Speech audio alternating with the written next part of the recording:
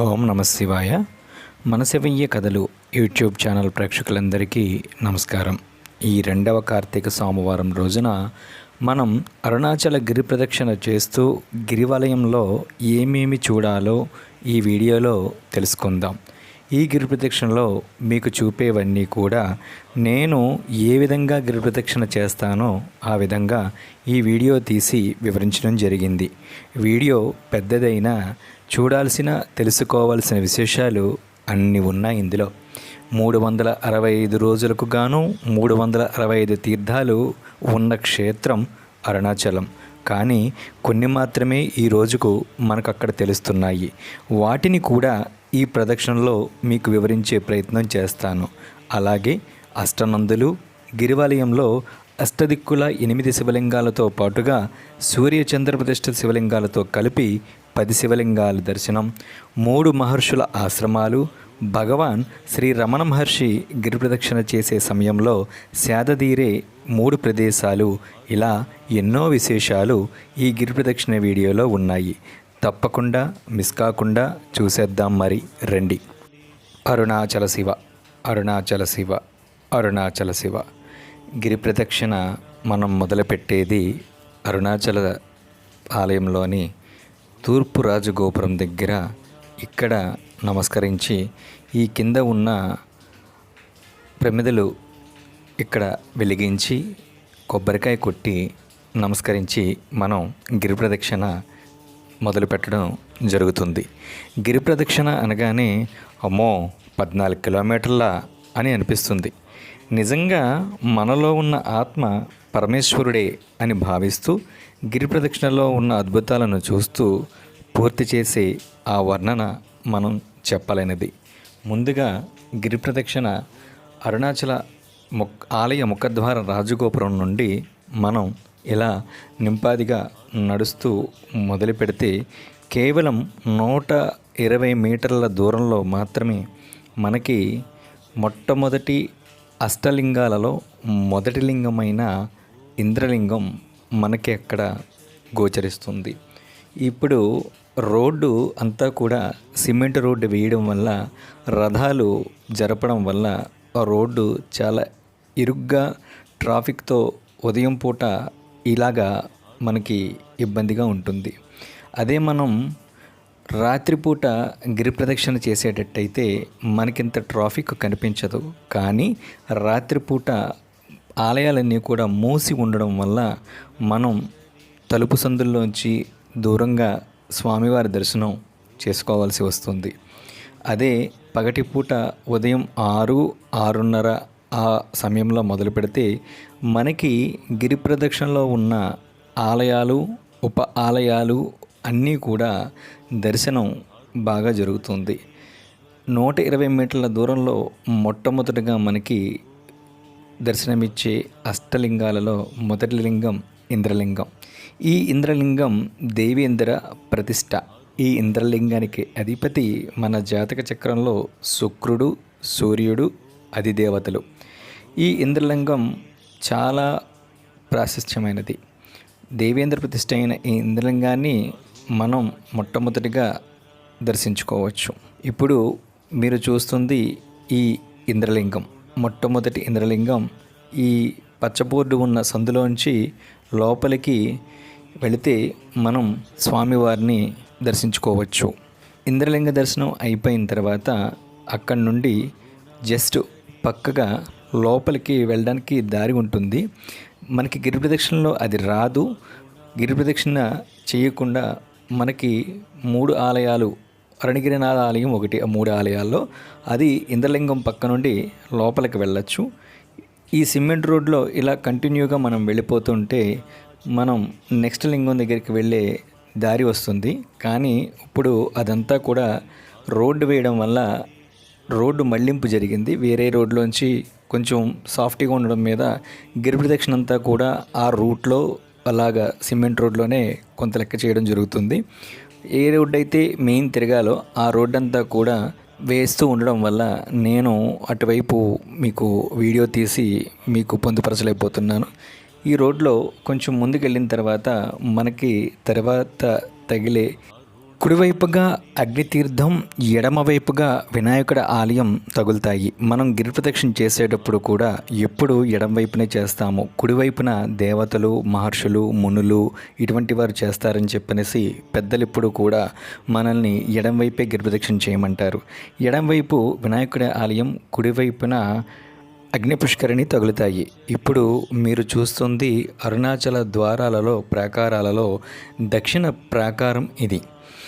ఇదే గిరి ప్రదక్షిణ మనం నడుచుకుంటూ వెళితే అగ్నితీర్థానికి ఎదురుగా వినాయకుడి ఆలయం దాటిన తర్వాత ఒక 100 మీటర్ల దూరంలో ఇలా మనకి అగ్నిలింగం అని ఒక బోర్డు కనిపిస్తుంది.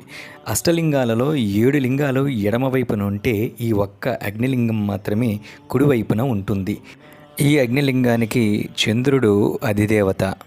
ఇంద్రలింగం వృషభ రాశి, తులారాశి వారికి పూజిస్తే శుభ ఫలితాలు వస్తాయని శాస్త్రవచనం.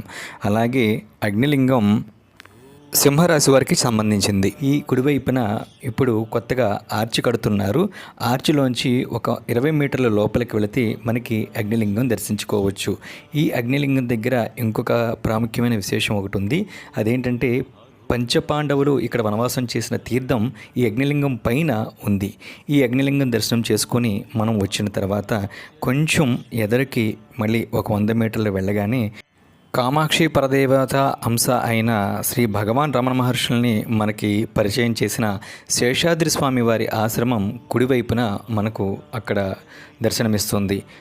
శేషాద్రి స్వామి ఆశ్రమంలో శేషాద్రి స్వామి వారితో పాటు ఆశ్రమం వెనక వైపున జటాస్వామి వారి మందిరాన్ని కూడా మనం అక్కడ సందర్శించవచ్చు. కాబట్టి శేషాద్రి స్వామి ఆశ్రమానికి బయట నుంచి ఒక నమస్కారం చేసుకొని కొంచెం ముందుగా వెళితే మనకు ఎడమ చేతి వైపు భాగంలో కాళికా అమ్మవారి ఆలయం మనకు అక్కడ గోచరిస్తుంది. జస్ట్ ఒక 50 మీటర్ల దూరంలో మాత్రమే. కాళికామాత ఆలయం అంటేనే చాలా పవర్ఫుల్గా మనం చెప్పుకుంటూ ఉంటాం. ఈ కాళికామాత అమ్మవారి ఆలయం దగ్గర నిమ్మకాయలు అమ్ముతారు పక్కన. అక్కడ మనకి ఆ నిమ్మకాయ దిష్టి తీసుకొని ఆ నిమ్మకాయ తొక్కి లోపలికి వెనక్కి తిరిగి చూడకుండా లోపలికి వెళ్ళి కాళికామాత అమ్మవారి దర్శనం చేసుకుని బయటికి వెళితే మంచి శుభ ఫలితాలు జరుగుతాయి. జాతకంలో కానీ జీవితంలో కానీ కష్టాలుంటే పోతాయి అనేది అక్కడి భక్తుల నమ్మకం. అమ్మవారి కాళికామాత అమ్మవారి దర్శనం చేసుకొని మనం బయటకు వచ్చిన తర్వాత అక్కడ నుంచి గిరిని చూస్తుంటే తేజోముఖ దర్శనంగా మనకి దర్శనమిస్తుంది. కొంచెం ముందుకు వెళ్ళగానే కుడివైపున ఇప్పుడు ప్రస్తుతానికి పెయింటింగ్స్ వేస్తున్నారు. మనకి దక్షిణామూర్తి ఆలయం మనం చూడవచ్చు.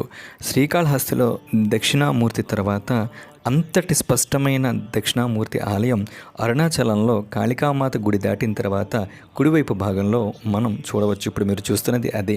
ఇది రమణాశ్రమానికి గోడకి చేర్చబడి ఉంటుంది. ఈ ఆలయానికి ప్రస్తుతానికి పెయింట్స్ వేస్తున్నారు. మామూలుగా రెగ్యులర్గా దర్శనాలు అయితే అవుతున్నాయి. దక్షిణామూర్తి చాలా పుష్పాలంకృతంగా చాలా అందంగా కనిపిస్తాడు. అక్కడ దర్శనం చేసుకొని అక్కడి నుంచి ఇంకొక 100 మీటర్లు ఎదరకు వెళ్ళగానే భగవాన్ శ్రీ రమణ మహర్షి ఆశ్రమం యొక్క గేటు మనకు కనిపిస్తుంది. భగవాన్ రమణ మహర్షి ఈ ఆశ్రమంలోనే ఉన్నంతకాలం కూడా ఉన్నారు. ఈ ఆశ్రమం ఎదురుగుండా మనకి అవసరమైతే అరుణాచలం అంతా తిరగడానికి బళ్ళు అద్దెకు దొరుకుతాయి. ఈ రమణాశ్రమం గేటు ఎదురుగుండా మనం గిరి ప్రదక్షిణ చేసేటప్పుడు ఈ రమణాశ్రమం దగ్గర ఒక్క నిమిషం నుంచుని నమస్కరించుకొని అదే గిరి ప్రదక్షిణలో ముందుకు వెళుతూ ఉంటే ఎడమ చేతి వైపున గొప్ప విఘ్నేశ్వర ఆలయం ఇది. ఎందుకు గొప్ప విఘ్నేశ్వర ఆలయం అన్నాను అంటే కావ్యకంఠ గణపతి మునికి వారి తమ్ముడైన శివరామశాస్త్రి వారికి పార్వతీ పరమేశ్వర్లు స్వయంగా భోజనం పెట్టిన తర్వాత వారిరువురు పడుకున్న అరుగు ఈ రోజుకి కూడా ఈ గణపతి ఆలయంలో మనం సందర్శించవచ్చు. ఈ గణపతి ఆలయం ఎప్పుడూ కూడా ఎక్కువ మూసే ఉంటుంది. మొక్కలతో పూర్తిగా కవర్ చేసి ఉండడం వల్ల మనం చూడకుండా గిరి ప్రదక్షిణ త్వరగా నడుచుకుంటూ వెళ్ళిపోతాం. కానీ ఒక్క నిమిషం ఆగి ఇలా పచ్చ గ్రిల్లితో ఆలయం అంతా కవర్ చేసి ఉంటుంది. మీరు గనుక ఆ గ్రిల్ దగ్గరికి వెళ్ళి లోపలికి చూస్తే లోపల విఘ్నేశ్వరుడి ఆలయంతో పాటుగా ఇక్కడ కనిపిస్తున్న అరుగు స్వయాన కావ్యకంఠ గణపతి మహాముని వారి తమ్ముడైన శివరామశాస్త్రి వారికి అమ్మవారు స్వామివారు ఇద్దరూ భోజనం పెట్టిన తర్వాత బవళింపుగా ఉంది, ఇద్దరికీ కూడా బడలికగా ఉంది అని ఈ అరుగు మీద పడుకొనగా మరుసటి రోజు ఉదయం చూస్తే అక్కడ ఇల్లు లేదు. విఘ్నేశ్వర స్వామి ఆలయంలో అరుగు మీద ఉన్నారు వీళ్ళు. ఆ అరుగే ఇప్పుడు మీరు చూస్తున్న ఈ అరుగు. ఇది వినాయకుడి ఆలయంలో ఉంది. ఇక్కడ వినాయకుడి ఆలయంలో వినాయకుడితో పాటు ఒక పక్కగా మీనాక్షి సుందరేశ్వరుడు శివలింగం, అమ్మవారి దర్శనాన్ని కూడా అక్కడ మీరు చేసుకోవచ్చు. ఈ వినాయకుడి ఆలయం దాటి మనం బయటకు వచ్చిన తర్వాత భగవాన్ రమణ మహర్షి గోడకు చేర్చి కుడివైపు భాగంలో అగస్త్య తీర్థాన్ని మనం దర్శించవచ్చు. ఇందాక 365 రోజులకి 365 పుష్కరిణులు అంటే తీర్థాలు అరుణాచలంలో ఉన్నాయని చెప్పుకున్నాం. ఇందులో మనకి మొదటగా ఇందాక మనం చెప్పుకుంది అగ్నితీర్థం. అగ్నితీర్థం తర్వాత రెండవది ఇక్కడ మనకు కనిపించింది అగస్త్య తీర్థం. ఇప్పుడు మీరు చూస్తున్నది ఈ అగస్త్య తీర్థం విజువల్స్. ఇందులోకి నీళ్లు భగవాన్ రమణ మహర్షి ఆశ్రమంలో నుండి వస్తాయని చెబుతారు. కానీ తీర్థం అంతా కూడా ఇక్కడ రకరకాల క్రతువులు జరుగుతూ ఉండడం వల్ల తీర్థంలో నీరు కూడా కొంచెం పాడయింది. అరుణాచలంలో బాగున్న తీర్థాలు కొద్ది మాత్రం, అది నామమాత్రమే ఉన్నాయి. కానీ ఈ అగస్త్య తీర్థంలో నీళ్లు ఎక్కడ కూడా బాగోలేదు, పచ్చగా పసరు రంగులో కనిపిస్తున్నాయి. ఆ తీర్థాన్ని దర్శించి మనం బయటకు వచ్చిన తర్వాత ఆ వినాయకుడి ఆలయం ఎదురుగుండా రామ్ సూరత్ బాబా వారి ఆశ్రమానికి వెళ్ళే దారి ఇది. ఇప్పుడు ప్రస్తుతానికి టోపీ అమ్మ ఈ ఆశ్రమంలోనే ఉంటున్నారు. మనం గిరి ప్రదక్షిణ చేసుకుంటూ ముందుకు వెళుతూ ఉంటే మనకి ఒక 100 మీటర్లు ముందుకు వెళ్ళగానే ఎడమ చేతి వైపు భాగంలో షాపుల వెనకాల వైపు గుడిపాటి వెంకటాచలం గారి సమాధి కనిపిస్తుంది. గుడిపాటి వెంకటాచలం గారు అంటే ఎవరో అనుకునేవారు. ప్రముఖ రచయిత చలం గారు. ఈయన నాస్తికుడు, ఎప్పుడూ దేవుని నమ్మేవారు కాదు. అటువంటి ఆయన మొదటిసారి వారి స్నేహితుడైన చింతా దీక్షితులతో కలిసి అరుణాచలం వచ్చి భగవాన్ రమణ మహర్షుల వారి దర్శనం తర్వాత తన శేష జీవితాన్నంతా కూడా ఇక్కడి అరుణాచలంలోనే గడిపి అరుణాచలంలోనే ఆయన కాలం చేశారు. ఆయన సమాధి అక్కడ మనకు గోచరిస్తుంది. ఆయన 1979వ సంవత్సరంలో కాలం చేశారు. ఆయన సమాధి ఇప్పుడు మీరు చూస్తుంది. ఎదరకు షాపులన్నీ ఉండడం వల్ల లోపల వైపు ఈ సమాధి మనకి కనిపించదు. మనం గిరిప్రదక్షిణ చేస్తుంటే ఈ చలంగారి సమాధి ఒకటి మనకి అక్కడ కనిపిస్తుంది. అక్కడ నుండి చలం గారి సమాధి చూసిన తర్వాత మనకి ముందుకు వెళితే కుడి చేతి వైపు చలం గారి సమాధి ఆపోజిట్లో ఖాళీ స్థలంలో లోపలికి ద్రౌపది గుడి, ధర్మరాజు ఆలయం ఉంటాయి. కానీ అవి ఎప్పుడూ కూడా గేట్లు మూసేసి ఉండడం వల్ల లోపలికి వెళ్ళడానికి ఆస్కారం అనేది నాకు ఈ రోజు దాకా కూడా కనిపించలేదు. అక్కడ మొక్కలు కూడా అడ్డుగా ఉండడం వల్ల ఆ ద్రౌపది గుడి, ధర్మరాజు ఆలయం కూడా అక్కడ ఎవరికీ కూడా పెద్దగా తెలియదు. అది దాటిన తర్వాత ఒక 300 మీటర్లు ముందుకు వెళ్ళిన తర్వాత మనకు తీర్థరాజాల్లో మరొక తీర్థమైన సింహతీర్థం దర్శనమిస్తుంది. ఇక్కడ చలంగారు గురించి ఒక మాట మనం చెప్పుకోవచ్చు. శ్రీశ్రీ గారు చలంగారు అరుణాచలం వచ్చి ఉండిపోయిన తర్వాత శ్రీశ్రీ గారు మిగిలిన మిత్రులు వ్యంగ్యంగా మేము స్కాచ్ విస్కీ తాగి నీకు ఉత్తరం రాస్తున్నామని హేళనగా ఉత్తరం రాయగా దానికి చలంగారు జవాబు చాలా చక్కగా ఇచ్చారు. మనకి అరుణాచలంలో దారి పొడుగున మనకి నెక్స్ట్ వచ్చే ఈ అష్టలింగాలలో శివలింగం ఇన్ని మీటర్ల దూరం ఉంది అని చెప్పని మనకి ఎక్కడికెక్కడ బోర్డులు దర్శనమిస్తున్నాయి. ఇప్పుడు మీకు కుడి చేతి వైపు కనిపిస్తుంది సింహతీర్థం. ఈ సింహతీర్థం మనకి అరుణాచల గిరిప్రదక్షిణలో అక్కడ కనిపించే 3వ తీర్థం. అరుణాచలంలో 2 సింహతీర్థాలు ఉన్నాయి. అందులో మొదటి సింహతీర్థం ఇది. రెండవది ఇంకా కొంచెం ముందుకెళ్ళాక సింహనది దగ్గర మనకి గోచరిస్తుంది. ఈ సింహతీర్థం ఎదురుగుండా కుమారస్వామి ఆలయం ఉంది. ఈ కుమారస్వామి ఆలయం కొంచెం లోపలికి వెళితే దర్శించుకోవచ్చు. ఈ సింహతీర్థం దర్శనం తర్వాత మనం కొంచెం ముందుకెళితే అష్టలింగాలలో 3వ లింగమైన యమలింగం దగ్గరికి మనం వెళుతూ ఉంటాం. ఇందాక మనం చలంగారి గురించి చెప్పుకుంటున్నాం కదా. చలంగారికి శ్రీశ్రీ గారు అలా ఉత్తరం రాయగా చలంగారు ఏమని సమాధానం ఇచ్చారో తెలుసా? ఇక్కడ సాటిలేని దివ్యోన్మత్తను ప్రసాదించే పానీయాన్ని కనుగొన్నాను. దీనిని ఒక్కసారి సేవిస్తే శాశ్వతానందంలో నిలిచిపోతారు. అనంతర దుష్ఫలితాలు ఉండవు. ఇది స్వయం ప్రకాశమానమైనది. మీరు కూడా ధైర్యం ఉంటే వచ్చి సేవించండి అని వ్రాశారు. చలంగారికి అరుణాచలం అన్నా అరుణాచలం రమణలన్నా అంత ఇష్టం మరి. ఇప్పుడు మీరు చూస్తున్నది మూడవ లింగమైన యమలింగం. ఈ యమలింగానికి అధిపతి మంగళుడు. ఇక్కడ 10 నిమిషాలు కూర్చుని అంగారక రుణ విమోచన స్తోత్రం చదువుకుంటే ఆర్థిక కష్టాల నుండి గట్టెక్కవచ్చు. యమలింగం వృశ్చిక రాశి వారికి చెందింది. మనం గిరి ప్రదక్షిణ చేసేటప్పుడు ఈ అష్టలింగాలతో పాటు మరొక 2 లింగాలు అంటే సూర్యలింగం చంద్రలింగం కలిపి మొత్తం 10 లింగాల శివదర్శనం మనం చేసుకోవచ్చు. ఈ అష్టలింగాలతో పాటు అరుణాచలంలో మనకు అష్టనందులు కూడా గిరివైపు చూస్తూ దర్శనమిస్తూ ఉంటాయి. అష్టనందులలో మొదటి నంది యమలింగం దాటగానే రోడ్డు వైపున ఎడమవైపు భాగంలో మనకు గ్రిల్ లోపల దర్శనమిస్తుంది. గ్రిల్ నుంచి లోపల వెళ్ళడానికి మనకి అవకాశం ఉండదు. ఇదే ఈ మొదటి నంది. ఈ నంది పేరు పృథ్వీ నంది. ఈ నంది వైపు వెనక వైపు భాగంలో నంది తీర్థం అనేది కూడా మనకు ఒక తీర్థం ఉంది. ఆ తీర్థం కూడా పూడుకుపోయి ఉంది. అది పూడికి తీయించాల్సిన తీర్థం అది. ఇప్పుడు మీరు చూస్తుంది మొదటి నంది పృథ్వీ నంది. అష్టనందులలో మొదటి నంది ఇది. మనకి యమలింగం దాటిన తర్వాత ఈ నంది వస్తుంది. ఈ నంది దాటిన తర్వాత మనకి రోడ్డు వై షేప్లో విడిపోతుంది. ఈ రోడ్డు వై షేప్లో విడిపోతే ఒక వైపు భాగం బెంగళూరుకి వెళ్తుంది, రెండో వైపు భాగం అంటే కుడి చేతి వైపు భాగం గిరివలం రోడ్లోనికి మనం చేరుకోవచ్చు. ఈ గిరివలం కంటిన్యూ చేయడానికి రెండో చేతి వైపు భాగం అంటే కుడివైపు భాగంలోనికి మనం వెళ్ళవలసి వస్తుంది. ఈ జంక్షన్లో ఎడమ చేతి వైపు ఒక వినాయకుడు ఆలయం తగులుతుంది. ఆ ఆలయం పేరు వాలమూరి గణపతి ఆలయం. ఇక్కడ గిరి మార్గం అని చెప్పని ఈ మధ్య కొత్తగా పోలీస్ డిపార్ట్మెంట్ వారు తెలుగులో కూడా అనుగుణంగా బోర్డులు ఏర్పాటు చేశారు. మనకు అరుణాచల గిరి ప్రదక్షిణ చేస్తుంటే 3 మహర్షుల ఆశ్రమాలు దారిలో మనకి తగులుతాయి. అందులో మొదటిగా మనకి దూర్వాస మహాముని ఆశ్రమం, మహర్షి యొక్క ఆశ్రమం తగులుతుంది. ఈ దూర్వాస మహాముని ఆశ్రమంలో ఉన్న దూర్వాస మహాముని ప్రతిష్ట కుంతీదేవి చేశారు. కుంతీదేవిని దూర్వాస మహాముని ప్రతిష్టాశ్రమం కింద చెప్పుకోవచ్చు.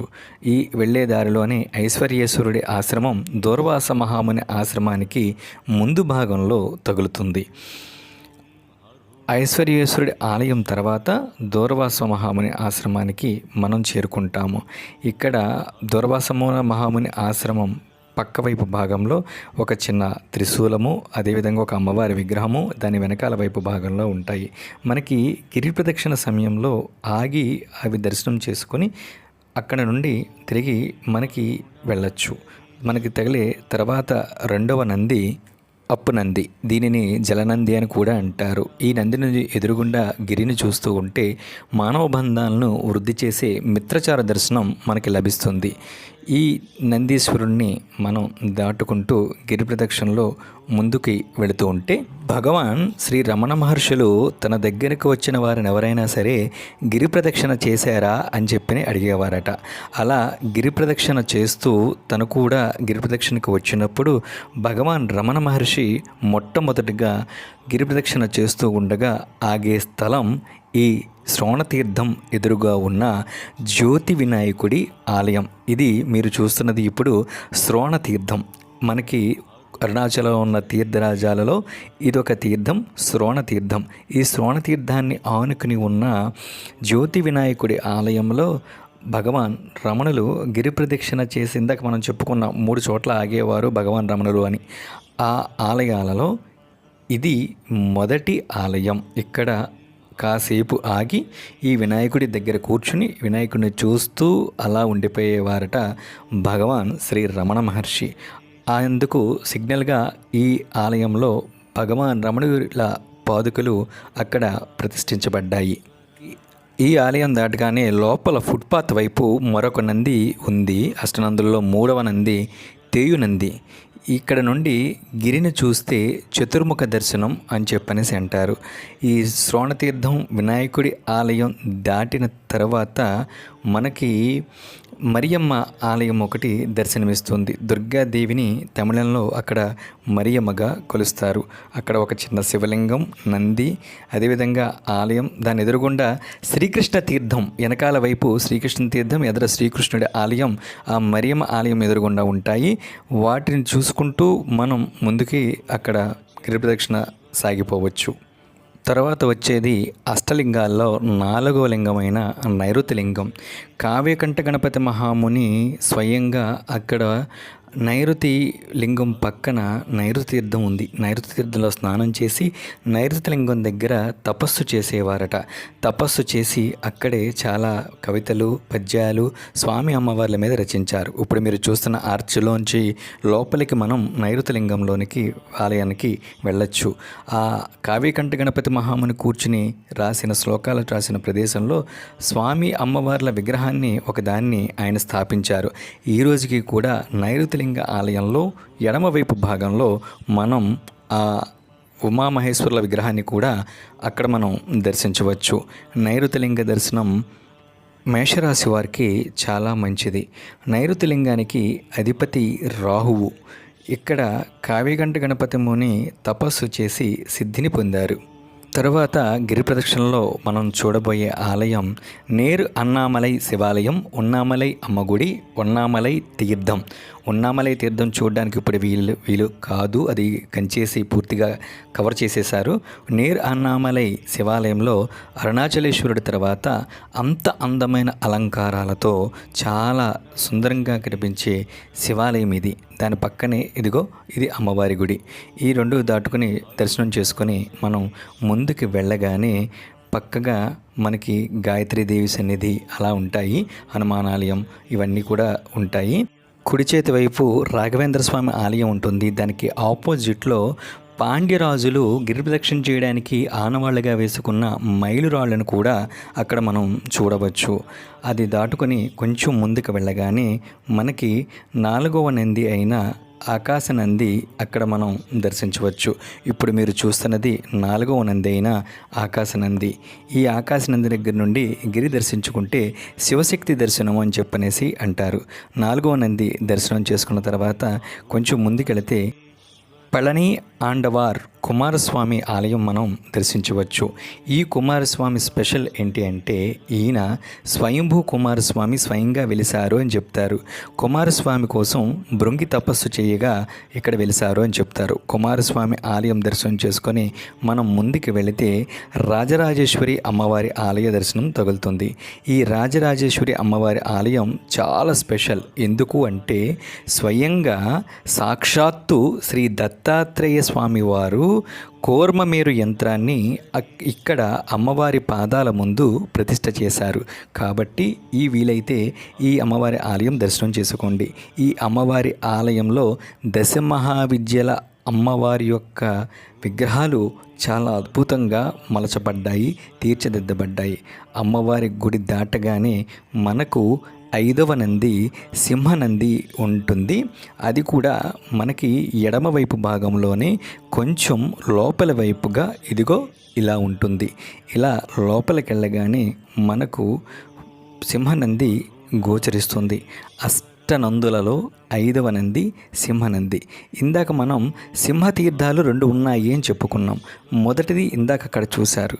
ఈ 2వ సింహతీర్థం ఈ సింహనంది వెనకాల వైపు భాగంలో ఉంది. ఈ అష్టనందుల లొకేషన్లు కూడా చాలా తక్కువ మందికి తెలుసు. పనిగట్టుకుని మనం పాయింట్అవుట్ చూసుకుంటూ వెళితే కానీ ఈ అష్టనందుల్ని మనం దర్శించలేము. ఇది 5వ నంది సింహనంది. ఈ సింహనందిని దర్శనం చేసుకున్న తర్వాత ఈ సింహనంది నుండి పక్క నుంచి వెళితే లోపలికి ఇలా దారి ఉంటుంది.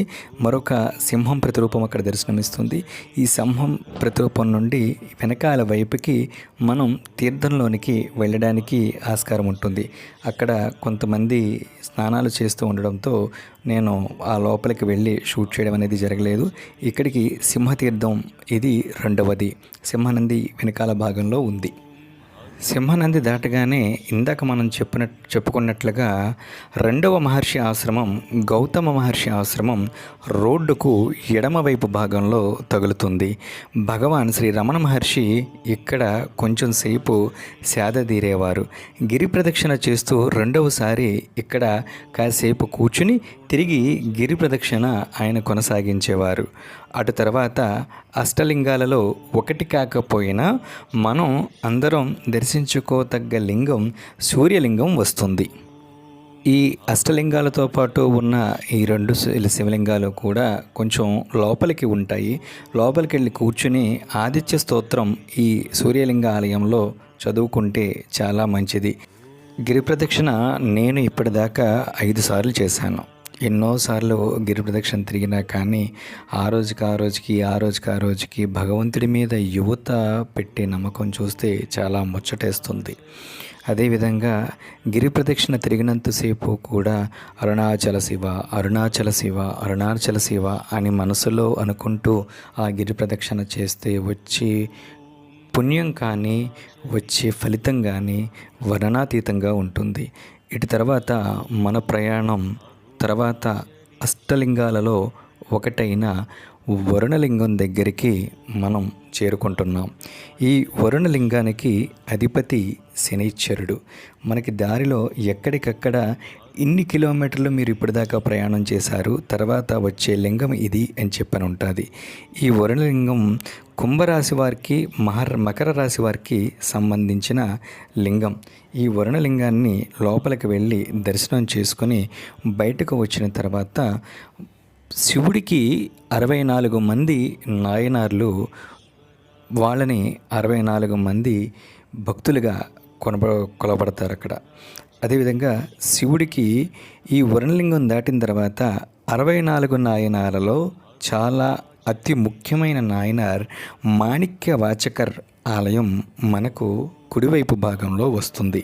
ఈ మాణిక్య వాచకర్ ఆలయం నుండే మనం ఆది అన్నామలై ఆలయానికి చేరుకోవచ్చు.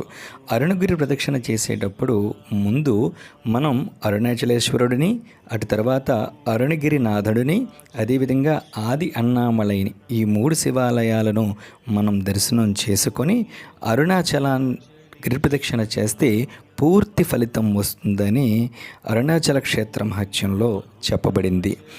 ఈ ఆలయంలో ఆది అన్నామలై ఆలయంలో 4 విశేషాలు ఉన్నాయి. ఒకటి, యక్షుల విగ్రహాలు అక్కడ ఉన్నాయి. రెండోది, అమ్మవారి ఆలయం ఎదురుగుండా నవదళ బిల్వ వృక్షం. 3 ఉన్నాయి ఓవరాల్గా ఇండియాలో. అందులో ఒకటి ఈ ఆలయంలో ఉంది. ఆలయం లోపల నుండి గిరిని చూస్తే గజముఖ దర్శనం మనకి కనిపిస్తుంది. అక్కడి నుంచి గిరిని చూసినా గజముఖ దర్శనం కనిపిస్తుంది. ఇది కాకుండా 4వది, ఆలయం బయట పిల్లల గణపతి అని చెప్పనేసి ఒక గణపతి విగ్రహం ఉంది. అక్కడ పిల్లలు ఈయనకు మొక్కితే ఎలాంటి అరిష్టాలైనా పోతాయని నానుడి. ఈ గిరి ప్రదక్షిణలో మనకి చాలా తీర్థాలు కనిపిస్తాయి, కానీ వాటి బోర్డులన్నీ కూడా తమిళ భాషలో ఉండడం వల్ల ఆ తీర్థం పేరు కానీ వాటి వివరాలు కానీ మనకి పూర్తిగా అర్థం కాదు. ఇప్పుడు మాణిక్యవాచకర ఆలయం దాటిన తర్వాత వెంటనే ఒక తీర్థం ఉంది. ఆ తీర్థం వివరాలన్నీ కూడా తమిళ భాషలో ఉండడం వల్ల నాకు అర్థం కాలేదు. ఆ ఆలయం చూసుకొని ముందుకి సాగిపోతుండగా మనకి వచ్చే ఆలయం అష్టలింగాలలో 6వ లింగమైన వాయులింగం యొక్క ఆలయం ఇప్పుడు మనం దర్శించబోయే ఆలయం. ఈ వాయులింగానికి అధిపతి కేతువు. ఈ వాయులింగానికి కర్కాటక రాశి వారికి సంబంధించింది. వాయులింగం దర్శనం లోపలికి వెళ్ళి చేసుకుని రావాలి మనం. ఇప్పుడు మీరు చూస్తున్నది వాయులింగం యొక్క బయట ముఖ చిత్రం. ఈ లోపలికి ఆర్చి ఉంటుంది. ఆర్చి నుంచి లోపల వైపు వెళ్ళి స్వామివారిని మనం దర్శించుకోవచ్చు. అరుణాచలంలో ఆలయాలన్నీ కూడా ఉదయం 6-6:30 మధ్యలో ఓపెన్ చేసి మధ్యాహ్నం తిరిగి 12:30 కల్లా ప్రతి ఆలయాన్ని కూడా వాళ్ళు క్లోజ్ చేసేస్తారు. తిరిగి సాయంకాలం 4:30 నుండి రాత్రి 8:30 దాకా కూడా ప్రతి ఆలయం మనకి అక్కడ దర్శనం చేసుకోవచ్చు మనం. వాయులింగం దాటిన తర్వాత రోడ్ సైడు ఇలాగా గొడుగుల కింద ఉంటాయి లెఫ్ట్ సైడ్ మనకి. అక్కడ కొంతమంది కూర్చోవడానికి కానీ లేకపోతే పాన్ షాపులు అటువైపు చాలా ఉన్నాయి. వాటి లోపల మధ్యలో నుండి మనం అష్టనందులలో 6వ నంది అయిన వాయునందిని మనం దర్శించుకోవచ్చు. ఈ వాయునందిని చూసి మనం బయలుదేరగానే కొంచెం ముందుకు వెళితే కుడి చేతి వైపు ఇలాగా ఓం శివాయ నమ ట్రస్టు మరియు నమ శివాయ చారిటబుల్ ట్రస్ట్ అని చెప్పి బోర్డు ఉంటుంది. దానికి ఈ బోర్డుకి పై భాగంలో మనకి అరుణగిరి చాలా స్పష్టంగా కనిపిస్తుంది. దానికి క్వైట్ ఆపోజిట్ భాగంలో రమణ బ్రిడ్జ్ అని చెప్పనేసి ఇట్లా రాసిపెట్టి ఉంటుంది. మనకి భగవాన్ రమణ మహర్షి 3 చోట్లు ఆగుతారు గిరి ప్రదక్షిణ సమయంలో అని చెప్పుకున్నాం కదా. 3వ స్థలం ఈ బ్రిడ్జి. ఈ బ్రిడ్జి మీద కూర్చుని అలా అరుణగిరి కొండ వైపు చూస్తూ ఉంటే వటవృక్షం కింద కూర్చున్న దక్షిణామూర్తి స్వరూపం శ్రీ భగవాన్ రమణ మహర్షికి కనిపిస్తూ ఉండేదట. ఆ బ్రిడ్జి మీద కూర్చుని తదేకంగా అలా పెద్ద మర్రి చెట్టు కింద ఉన్న దక్షిణామూర్తిని చూస్తూ ఉండిపోయేవారట భగవాన్ రమణ మహర్షి. ఇందాక అష్టలింగాలలో ఒకటి కానిటువంటి సూర్యలింగాన్ని దర్శించుకున్నాం. ఇప్పుడు నెక్స్ట్ మనం దర్శించుకునేది అష్టలింగాల్లో ఇదొక తీర్థం. ఈ తీర్థానికి కూడా అక్కడ పర్టికులర్గా ఒక బోర్డు అంటూ కూడా ఏమీ లేదు.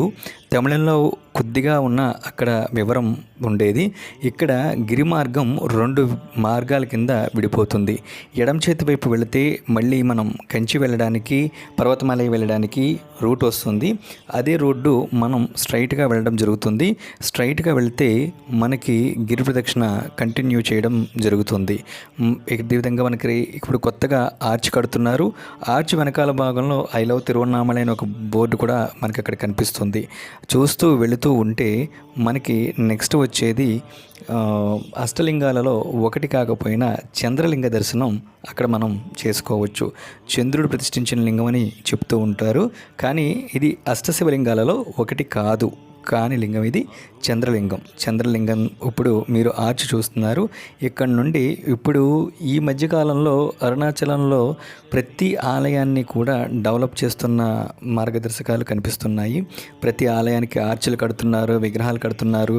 ఆలయం మాత్రం చాలా సుందరంగా గేట్లు పెట్టి రంగులు వేసి చాలా అద్భుతంగా తీర్చిదిద్దుతున్నారు.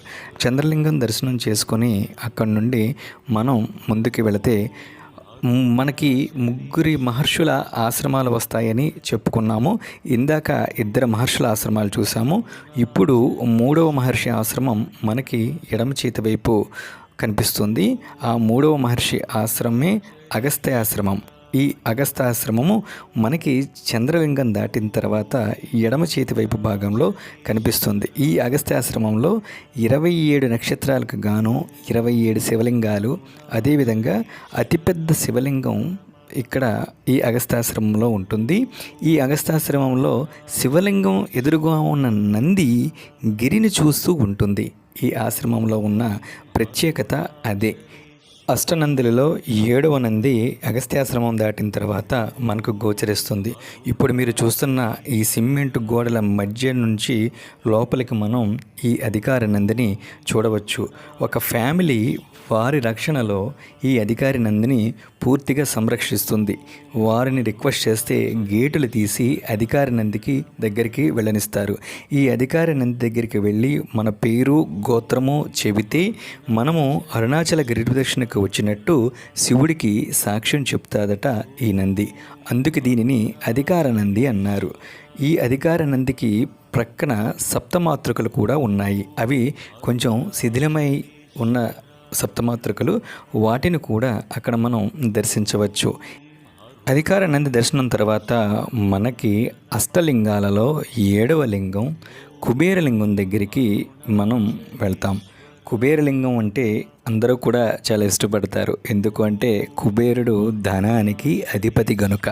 ఈ కుబేరలింగం కూడా ఎడమ చేతి వైపే ఉంటుంది, కొంచెం లోపలి వైపు భాగంలో ఉంటుంది. ఈ 7వ లింగమైన కుబేరలింగానికి అధిపతి బృహస్పతి. ఈ కుబేరలింగం మీనరాశి ధనుసు రాశులకు చెందిన శివలింగం. కుబేరుడే అనగానే మనకు ధనానికి అధిపతి అన్నమాట గుర్తుకు వస్తుంది.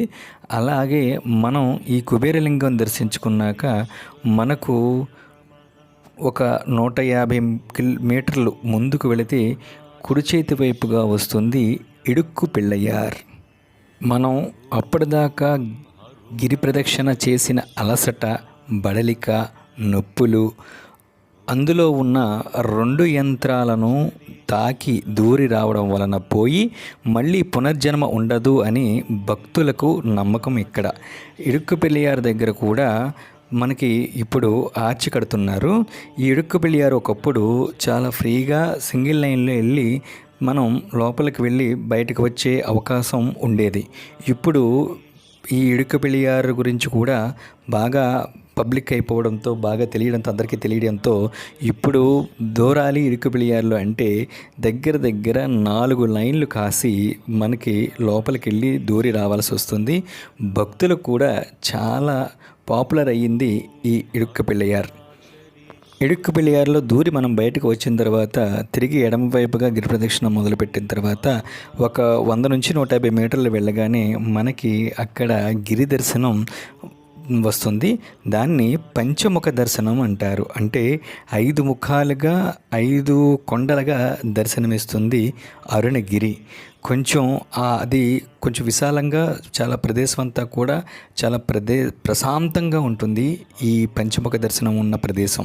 ఈ పంచముఖ దర్శనానికి మనం లోపలికి అక్కడ కొంచెం ఖాళీ స్థలంగా ఉంటుంది. ఈ స్థలంలోనికి మనం వెళ్ళగానే మీకు కాళికా అమ్మవారి గుడి ఇవన్నీ కూడా కనిపిస్తాయి. ఈ పంచముఖ దర్శనం మనం పగటిపూట గిరి ప్రదక్షిణ చేస్తే మాత్రమే దర్శించుకోగలం. రాత్రిపూట ప్రదక్షిణ చేస్తే ఈ పంచముఖ దర్శనం మనకి కనిపించదు. అదేవిధంగా ఈ కాళికామాత అమ్మవారి ఆలయం ఇవన్నీ కూడా మనకి పూర్తిగా మూసివేయబడి ఉండడం వల్ల మనకి అదంతా కూడా చీకటిగా కనిపిస్తుంది. అక్కడ నాకు బాగా నచ్చిన శివలింగం ఇది. శివలింగం ఎక్కడైనా పానపట్టంతో దర్శనమిస్తే ఇక్కడ పద్మాసనంతో దర్శనమిస్తుంది. ఈ అరుణగిరి కొండ పంచముఖ దర్శనానికి గుర్తుగా ఇక్కడ పంచశివలింగాల్ని ప్రతిష్ఠించారు. దాని కింది భాగంలో ఇసుక్కి స్వామివారి గుర్తుగా ఇసుక్క స్వామివారి విగ్రహం ఉంటుంది. ఈ ఇసుక్కి జీవ సమాధి ఏంటంటే, ఈ స్వామివారు తన జీవిత కాలంలో అరుణగిరి చుట్టూ 1000 సార్లు అంగ ప్రదక్షిణ చేశారు. వారి జీవ సమాధి కూడా ఈ పంచముఖ దర్శనానికి ఆ ప్లేస్లోనే ఉంటుంది. ఇప్పుడు మీరు చూస్తుంది వారి జీవ సమాధి ఉన్న ప్లేస్ ఇది. వారి జీవ సమాధి కూడా ఒక శివలింగాకారంతో అక్కడ ఉంటుంది. పంచముఖ దర్శనం చేసుకొని కాళికామాత ఆలయం, ఇసుక్కి స్వామివారి సమాధి రెండూ చూసుకుని మనం తిరిగి ఎడమవైపుగా ప్రయాణం సాగిస్తూ కొంచెం ముందుకు వెళ్ళగానే రాయల్ ఎన్ఫీల్డ్ షోరూమ్ వస్తుంది. ఆ రాయల్ ఎన్ఫీల్డ్ షోరూమ్ ప్రక్కనే మనకి ఊసిలింగం అని చెప్పనేసి ఒక చిన్న ఆలయం ఉంటుంది. ఆ ఆలయం మనం తప్పకుండా చూడాలి. ఎందుకు అంటే ఈ రాయల్ ఎన్ఫీల్డ్ షోరూమ్ పక్కన ఉన్న ఈ చిన్న ఆలయం చాలా ప్రాశస్త్యమైనది. పరమేశ్వరుడి కోసం అమ్మవారు తపస్సు చేయగా పరమేశ్వరుడు ప్రత్యక్షం కాలేదు. శివలింగం వద్ద ఒంటి కాలిపై నిలబడి తపస్సు చేయగా పరమేశ్వరుడు ప్రత్యక్షం అయిన ప్లేస్ ఇది. ఇది చాలా మోస్ట్ పవర్ఫుల్ ప్లేసు. ఇది రాయల్ ఎన్ఫీల్డ్ షోరూమ్ పక్కనే కుడివైపు భాగంలో ఉంటుంది. మనం గిరి ప్రదక్షిణ చేసేటప్పుడు ఒకసారి ఈ ఆలయం దగ్గరికి వెళ్ళి దర్శనం చేసుకొని అక్కడి నుంచి తిరిగి మళ్ళీ గిరి ప్రదక్షిణం చేయవచ్చు. ఈ ఆలయం దాటగానే లోపలికి వెళ్ళడానికి పచ్చమ్మయ్యన్ కోవిల్ వైపు వెళ్ళడానికి దారి ఉంటుంది. సుమారు 1.5 కిలోమీటర్ల దూరం లోపలికి వెళ్ళాలి. అక్కడ అమ్మవారి పచ్చని కుంకుమ ప్రత్యేకత. ఈ పచ్చమ్మయ్యన్ కోవిలికి గిరి ప్రదక్షిణ సమయంలో వెళ్ళడం కుదరదు కనుక మామూలుగా మనం తిరిగి గిరి ప్రదక్షిణ చేసేసేయడం మంచిది. మనం కొంచెం ముందుకు రాగానే రోడ్డు మళ్ళీ రౌండ్ తిరుగుతుంది. ఇక్కడ మళ్ళీ రోడ్డు వై షేప్లో విడిపోతుంది. ఎడమవైపు కుడివైపు భాగంలోకి వెళితే బస్టాండ్కి డైరెక్ట్గా వెళ్ళిపోతాం. అలా కాకుండా మనం ఎడమవైపు భాగంలో ప్రయాణం చేయాలి. ఈ ఎడమవైపు భాగంలో ప్రయాణం చేస్తే ఆఖరి శివలింగమైన ఈశాన్యలింగానికి మనం వెళ్ళే దారి ఇది. ఈ ఈశాన్యలింగం అష్టశివలింగాలలో ఆఖరిది 8వది. ఈశాన్యలింగానికి అధిదేవత బుధుడు. ఇక్కడ ఆలయంలో ఒక జ్యోతి ఎప్పుడూ వెలుగుతూ ఉంటుంది. ఈ ఈశాన్యలింగం మిథున రాశి వారికి, కన్యా రాశి వారికి చెందినది. ఈ ఈశాన్యలింగం మనం చూస్తూ దర్శనం చేసుకొని ఈశాన్యలింగం దర్శనం అయిపోయిన తర్వాత బయటికి వచ్చిన తర్వాత ఎడమ చేతి వైపు భాగంలోని రైలింగ్లో మనకి అష్టనందులలో 8వ నంది అయిన యజమాన నందిని మనం దర్శనం చేసుకోవచ్చు. ఇది మీరు క్వైట్ ఆపోజిట్లో చూస్తున్న ఈశాన్య లింగానికి చూస్తున్న ఆలయ ప్రదేశం. అలాగే మనకి ఇప్పుడు మీరు రైలింగ్లో ఉన్న యజమాన నందిని మీరు ఇప్పుడు దర్శిస్తున్నారు. అష్టనందులలో ఆఖరి నంది అయిన యజమాన నంది ఇది. గిరి ప్రదక్షిణ మార్గంలో మనకు చాలా ఆలయాలు ఉన్నాయి. ఈ నందిని చూసుకుని కొంచెం ముందుకు వస్తే కుడి చేతి వైపు భాగంలో అమ్మన్ జీవ సమాధి వస్తుంది. అది దర్శించుకుని ఇలా ఇంకొంచెం ముందుకు వస్తే జ్ఞానదేశకుల తపస్సు చేసుకునే జ్ఞానదేశకుల జీవ సమాధి వస్తుంది. జ్ఞానదేశకులు తపస్సు చేసుకుంటూ ఉంటే సిద్ధగణాలు పులి రూపంలో కాపలా కాసేవారు. ఆయన ఇల్లు ఇప్పటికీ అక్కడ భూగృహంలో మనం చూడవచ్చు. ఆయన సమాధి ప్రక్కన షణ్ముఖ ఆలయం అంటే అరుణగిరినాథన్ ఇక్కడే శ్లోకాలు రాశాడని ప్రతీతి. కొంచెం 1.5 కిలోమీటర్న్నర దూరం వస్తే దుర్గాదేవి ఆలయం ఖడ్గతీర్థం వస్తుంది. అది కొంచెం పైకి వెళ్ళాలి. మనకి గిరి ప్రదక్షిణ చేస్తూ ఉంటే మనం డైరెక్ట్గా ఇప్పుడు అరుణాచలం బస్టాండ్కి వెళ్ళిపోవచ్చు. ఈ దుర్గాదేవి ఖడ్గతీర్థంలో పాపనాశన స్వామిగా శివుణ్ణి కొలుస్తారు. దీపదాన సన్నిధి అని కూడా అంటారు. పవళం కృన్ను అని చెప్పనేసి ఖడ్గతీర్థం పక్కనే ఉంటుంది. విడిగా వెళ్ళినప్పుడు ఈ రెండింటినీ కూడా తప్పకుండా మనం అక్కడ దర్శించాలి. బస్టాండ్ దాటిన తర్వాతే ఈ 2 ఆలయాలు ఉంటాయి. ఈ 2 ఆలయాలు దాటుకొని కొంచెం ముందుకి మనం వస్తూ ఉంటే మనకు సుదూరంగా తూర్పు రాజగోపురం కనిపిస్తూ ఉంటుంది. కానీ ఆ తూర్పు రాజగోపురం ఇదిగో మీరు చూస్తున్నారు కదా, మీకు ఎదురుగుండా కనిపిస్తుంది తూర్పు రాజగోపురం. ఈ తూర్పు రాజగోపురానికి వెళ్ళడానికి ముందు కుడి చేతి వైపు భాగంలో క్షేత్రపాలకుడైన భూతనారాయణుడి ఆలయం దర్శనమిస్తుంది. ఈ భూతనారాయణుడి ఆలయాన్ని దర్శించుకొని కొంచెం ముందుకు వెళ్ళగానే మనకి ఒకే పీఠం మీద వెలిసి ఉన్న 2 గణపతుల్ని చూడవచ్చు. ఆ 2 గణపతుల్ని మనం రెట్టి పెళ్ళయ్యార్ అని చెప్పనేసి అక్కడ పిలుస్తారు. ఇప్పుడు మీరు చూస్తున్నది కుడి చేతి వైపు ఉన్నది భూతనారాయణుడి ఆలయం. ఈ భూతనారాయణుడి ఆలయం దర్శనం చేసుకున్న తర్వాత కొంచెం ముందుకు వెళ్ళగానే మనకి కుడి చేతి వైపు భాగంలో కనిపిస్తుంది ఒకే పీఠం మీద 2 గణపతులు ఉన్న రెట్టి పిళ్ళయ్యార్ ఆలయాన్ని మనం అక్కడ దర్శించవచ్చు.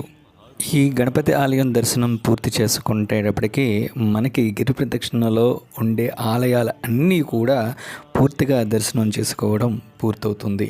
ఇక్కడ నుండి ఈ ఆలయం దర్శనం చేసుకున్న తర్వాత వినాయకుడి దర్శనం చేసుకున్న తర్వాత కొంచెం ముందుకు వస్తే ఆలయం 4 వైపు గోపురాలు అంటే తూర్పు గోపురం, పడమర గోపురం, ఉత్తర గోపురం, దక్షిణ గోపురాల్లో అమ్మన్ కట్టిన ఉత్తర గోపురం వైపు మనం రావడం జరుగుతుంది. ఆ ఉత్తర వైపు గోపురం నుండి జస్ట్ మనం లెఫ్ట్కి అంటే ఎడమ చేతి వైపుకి టర్నింగ్ తీసుకోగానే తిరిగి మళ్ళీ మనకి తూర్పు రాజగోపురం ఈ విధంగా కనిపిస్తుంది. తూర్పు రాజగోపుర పక్కన ఉన్న మాడ వీధులలోంచి మనం 4 అడుగులు వేసి ముందుకు రాగానే ఇలాగా ప్రధాన ద్వారం దగ్గరికి చేరుకుంటాము. అంటే గిరి ప్రదక్షిణ ఎక్కడ మొదలెట్టామో అక్కడికి చేరుకుంటాం. అక్కడికి చేరుకున్నాక తిరిగి ఒక నమస్కారం చేసుకుని, స్వామి నువ్వు నడిపించావు నన్ను, నేను నడిచాను నీతో అని అనుకుంటూ అక్కడ నుండి మనసులో మధుర స్మృతులను నెమరు వేసుకుంటూ తిరిగి మన ఇళ్ళకి బయలుదేరుదాం. మీకు ఈ వీడియో నచ్చితే లైక్ చేయండి, మీ ఫ్రెండ్స్ అందరికీ షేర్ చేయండి. మా ఛానల్ తప్పకుండా సబ్స్క్రైబ్ చేసి పక్కనే ఉన్న బెల్ సింబల్ నొక్కండి. తిరిగి వచ్చే వీడియో మళ్ళీ కలుద్దాం. నమస్కారం.